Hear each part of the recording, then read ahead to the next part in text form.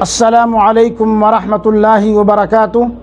الحمد للہ کفا وسلام علی عبادہ الذین اصطفیٰ، اما بعد۔ محترم سامعین و ناظرین، آج کی اس نشست میں لے کر کے حاضر ہوں عرفہ کے دن کا روزہ اور اس کی فضیلت، صیام یوم عرفہ۔ عن ابی قتادہ رضی اللہ عنہ قال قال رسول اللہ صلی اللہ علیہ وسلم صیام یوم عرفہ احتسب علی اللہ ان یکفر السنة التي قبلہ والسنة التي بعدہ، رواہ مسلم۔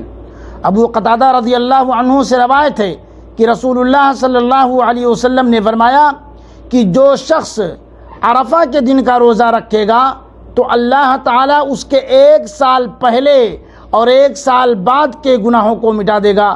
میرے بھائیوں، کتنا بڑا بینیفٹ ہے، ایک دن روزہ رکھیے اور اس ایک دن کے روزے کے بدلے میں اللہ سبحانہ تعالیٰ 2 سال کے گناہوں کو آپ کو مٹا دے گا۔ سوچئے کتنا بڑا بینیفٹ ہے۔ لہذا میرے مسلمان بھائیوں، عرفہ کے دن کا روزہ ضرور رکھنا چاہیے اور ہر مسلمان کو رکھنا چاہیے۔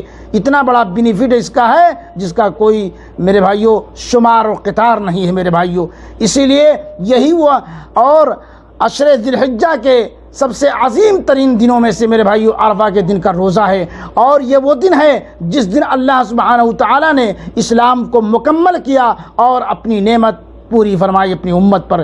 اس لیے میرے بھائیوں، اللہ رب العالمین سے دعا ہے کہ اللہ تعالیٰ ہم تمام مسلمانوں کو عرفہ کے دن کا روزہ رکھنے کی اللہ سبحانہ تعالیٰ توفیق عطا فرمائے۔ وآخر دعوانا الحمد للہ رب العالمین، والسلام علیکم ورحمۃ اللہ وبرکاتہ۔